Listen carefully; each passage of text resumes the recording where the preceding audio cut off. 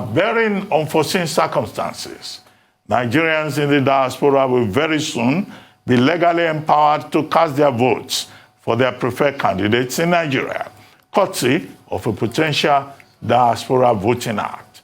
The bill towards that crucial piece of legislation recently passed second reading at the House of Representatives. Joining us now from London, United Kingdom, to look at the inherent benefits of that bill is Ade Omole, Chairman, Nigeria Diaspora Voting Council, and also Chairman of Progressive Congress, United Kingdom chapter. Ade Omole, welcome to the program. Thank you for joining us. Thank you so much for having me. Thanks a lot. Yes, good morning. Well, very important topic. Good morning, sir. Diaspora Voting Act. How significant is this? We've been on this matter for a long time. We had persons in diaspora pushing for it. That led to the establishment of the Diaspora Commission, led by Honorable Abike Dabiri. And now we have the House of Representatives saying that, look, Nigerians in diaspora should not just be about remittances that they send home. They should also have a significant say in how Nigeria progresses. What is your take? Is this a welcome development? And what else do you think should be done? It is a welcome development. It's been a long journey. We've been on this for a very long time. And what we've been able to do within the Nigeria Diaspora Voting Council is we've been able to take this as a project. And if you see what's happened in the last couple of, within 1 year, we've been able to take this to the second reading, which that was what you've just gone through. Again, it's a major deal. We believe that Nigerians in the diaspora should be able to vote in Nigeria during elections because at the end of the day, these are also a group of Nigerians that are adding value to the country. And at the end of the day, they're also Nigerians. So it's a big deal. It's good. It's a step in the right direction. And also, if you look at the number of countries actually that has the number of countries that have diaspora voting in place already, we've got close to about 200 countries around the world that's got diaspora voting in place. And even in Africa, and we call ourselves the giant of Africa, we have about 28 countries or more that have diaspora voting within Africa. Countries like Chad, Guinea, and some other countries even within the Western African sub-region. So it is a step in the right direction. I think we're doing the right thing. Again, it's not a tea party taking that bill through the National Assembly, but we're quite happy, we're quite glad at what's happened to date. The second reading, like you did say, that passed a few days ago. It was on the 15th of December. That went through second reading and that was passed. And we're working with all the stakeholders.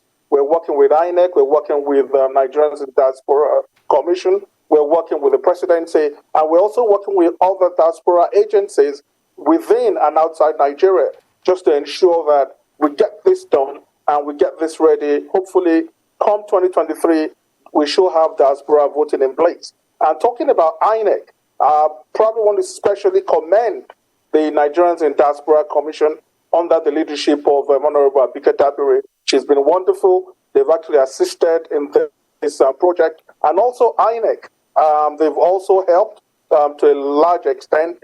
And that will also go to, a special thanks will also go to the sponsor of the bill within the House, Honorable Tolulope Akondeshadipe. She's been quite helpful. She's been working 24/7 around the clock to ensure that we actually get this bill passed. So that because the president, I've met the president myself a few times, and he's assured us as soon as that bill is passed, he's ready, he will sign it, and we will have diaspora voting.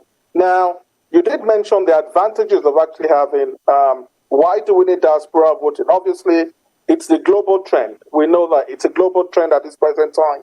Like I said, close to 200 countries actually doing it at this time.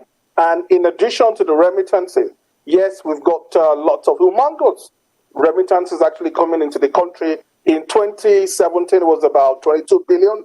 In 2018, it was about 25 billion. In 2019, 29 billion. And the figures for 2020 is not yet out. But again, we're looking at close to about $30 billion. So you have a country, you have a group of people, Nigerians in the diaspora, that's actually sending in this humongous amount of money, and they're not allowed to vote. I think it's the right thing to do, and we should look towards not just voting, but voting is one of them. We also need to look towards Nigerians in the diaspora to also help with governance in party level, the what level, and also doing other things. Because Nigerians outside Nigerians are doing well, just like Nigerians within, that are actually living within Nigeria. And we believe that we can also add value, not just to the electoral system, but also to governance, governance overall. And let me put this in perspective. Now, the entire Nigeria stock market in Nigeria is about $20 billion. The budget for Nigeria probably ranges between 30 to 32 billion US dollars. And you have a group of people that year in, year out, they actually remit close to that amount to the country. So we are quite important to the country. We add value to the country. We're part of a social.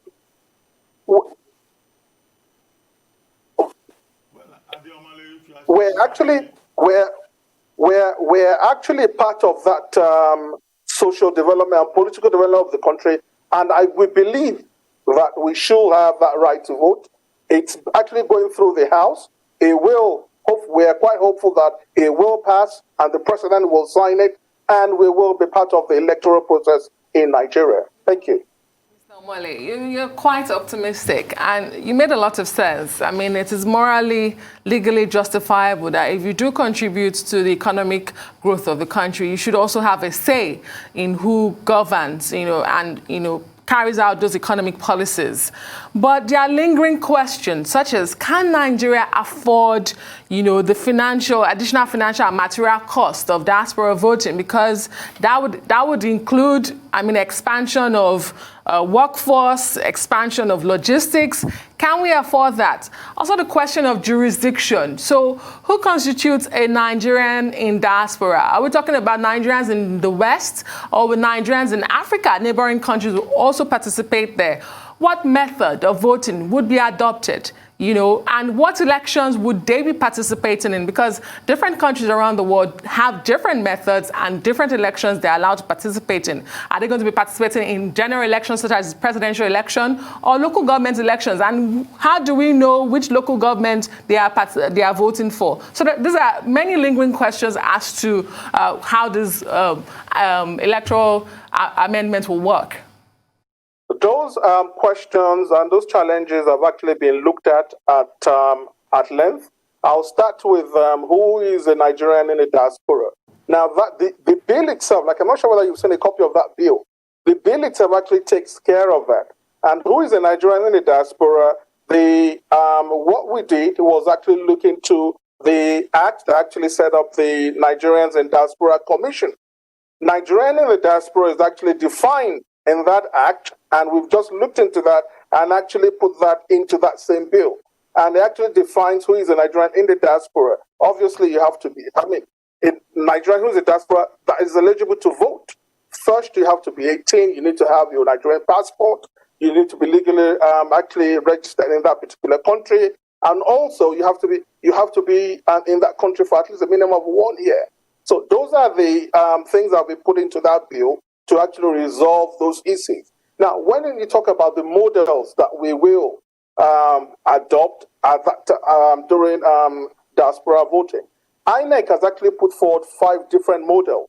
They've not actually decided on the one to go for. That's been looked at this present time, and that's why we're working hand in glove with them to ensure that we put out the best model that we can, first that is actually affordable and is also fit for purpose. Those are things that are being looked at as we speak, and I can actually confirm that INEC is done so well. They've done lots of research on this. We held a workshop in February 2020.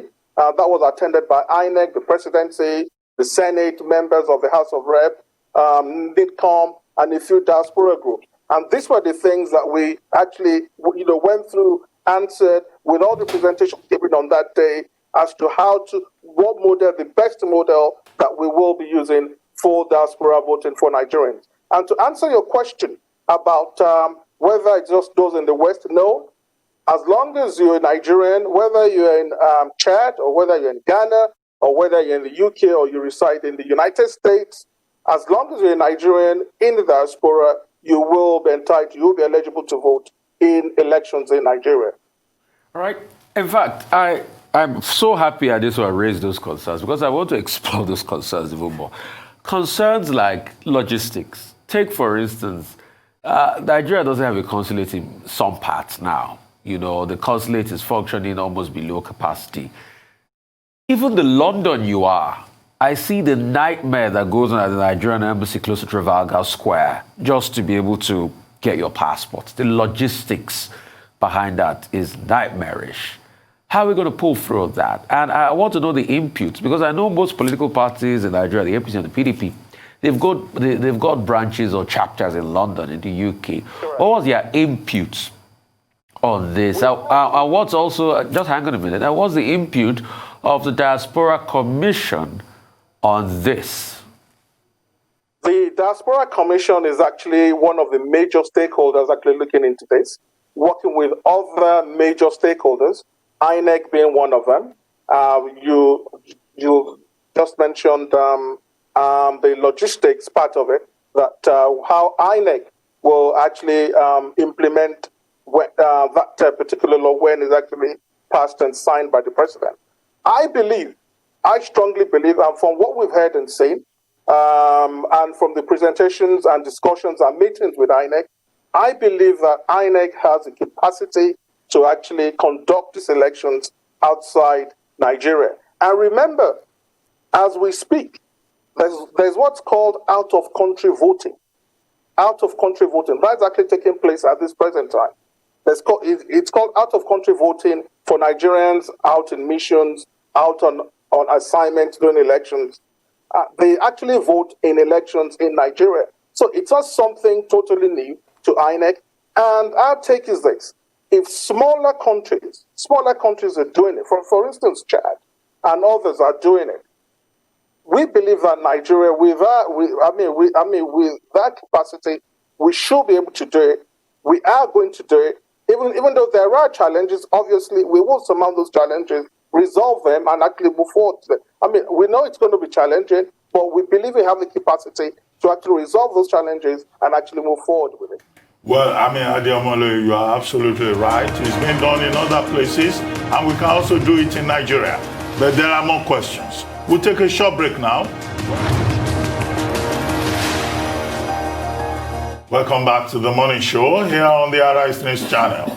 Still with us is Ade Omole, Chairman, Nigeria Diaspora Voting Council, and also Chairman of Progressive Congress, APC, United Kingdom Chapter. Omole, thank you very much for staying with us. But we've been talking about diaspora voting, diaspora remittances, the importance of Nigerians in diaspora. I don't think anybody disputes that. But you are the chairman of the Nigeria Diaspora Voting Council. I would like to have from you your thoughts about electoral reform. I mean, you've lived abroad, you are living abroad. What are those things that you think we need to tinker with now that we have the Electoral Reform Amendment Bill before the National Assembly, in addition to this Diaspora Voting Bill? What would you like to see, either in terms of technology or how we can make our elections in Nigeria more transparent and accountable? I think first I would like to commend INEC under the leadership of the present chairman.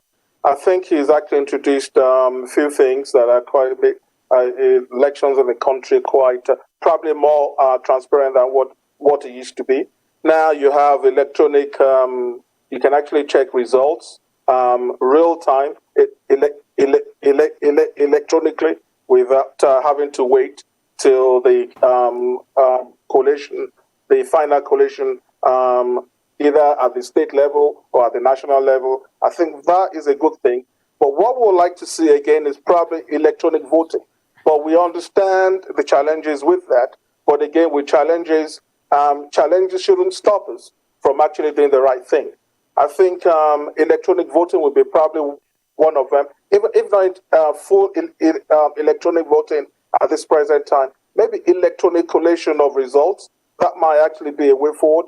And secondly, is the time it takes to actually resolve election issues. That's still a major problem.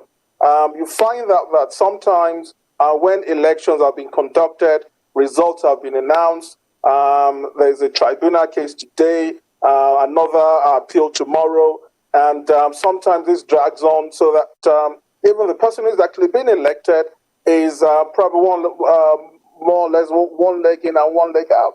He's not really focused on governance. He's actually focused on trying to win his case in court. So we need to look at a way or find a way of actually reducing the time it takes to actually resolve election matters in court.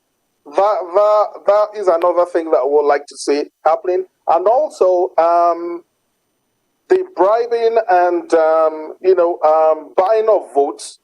Again, that's something we'll probably need more laws, or maybe we need to empower the enforcement agencies so that they're able to curb that, and we can have a reduced amount of that happening during our election.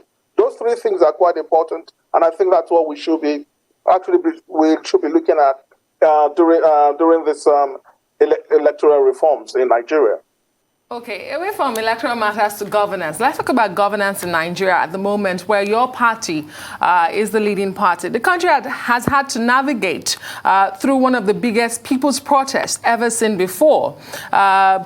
Protesting against police brutality and bad governance. We've also seen a pandemic, double economic recessions, and disturbing security situation. Would you say that your party has failed to fulfill its promise to Nigerians as the party that would herald change and take them to the next level? What has gone wrong? I think our party deserves a round of applause. You just mentioned the challenges that we've actually been able to navigate. We've been able to navigate these challenges, and the country is still standing. I think we deserve a round of applause for being able to find ways to resolve the issues. I know we're not out of the woods yet, but we're not but we're not where we used to be. We're still moving forward, even though it's challenging, especially security. When we talk about security, we know we have security challenges, and we've read a lot, we've seen a lot. I just left Nigeria myself just a few days ago. Yes, we have security challenges at this time. We've got terrorists and bandits actually attacking soft targets and all that. But again, we'll still have to commend and support our military and armed forces as to what they've done to date, and also ensure that we empower them and keep thanking them for what they're doing at this present time. So yes, it's difficult, but again, I think we've managed it well. They can do better, and we will advise them, and we keep advising them to actually do better. So we actually say the cup we actually say the cup as half full, it's being half empty. It's been difficult. It's been a challenging year. The pandemic, like you said, it's been quite difficult. It's been quite tough. Not just Nigeria, but all over the world, globally. It's been a tough one for most countries of the world. But Nigeria is still there. We're still standing. We're still strong, and we believe we will overcome this again because of the capacity and the political will and capacity displayed by the present government led by President Muhammadu Buhari. I think it deserves a round of applause. Despite all the challenges, we have been able to overcome them to an extent, and we're doing more. And the president, like Dr. Abati said, did even in his Christmas message to Nigerians, it assure Nigerians that he's still committed, he will do more, and we're still on that way to the next level. If you hear me, I want your sorry, go ahead, sir. For the want of time. There's this back and forth between your party and the PDP as regards the Financial Times report saying Nigeria is a failed state. What's your take on this? Is Nigeria a failed state? First and foremost, Nigeria is not a failed state. We're not close to being a failed state. The definition of a failed state is quite clear, and obviously we're not near being a failed state. And for the opposition, I think it's just hogwash. It's in fact, do we even have an opposition? It's I don't even want to comment on that because, one, we're not close to being a failed state. And do we really have an opposition in Nigeria? Not at this present time. You have an opposition that have over 15 states? You have an opposition that have over 15 states? Do we have a PDP? Well, we know that most of the governors are actually decanting to the APC very soon anyway. So again, but going to the crux of the matter, Nigeria is not a failed state. We are not near a failed state. And the president has actually displayed that political will and capacity to contain criminal activity in Nigeria. Yes, we have challenges like, some countries of the world, but we will defeat the terrorists. We will defeat the bandits because we, the Nigerians, the armed forces, the president, we have the will, we have the power, and we will do it. We will overcome this, and Nigeria will be the better for it. Well, Ade, thank you very much for joining us on the morning show. I would have loved to ask you questions about COVID-19 and how we are managing that pandemic here in Nigeria, but we don't have time. So thank you very much for joining us.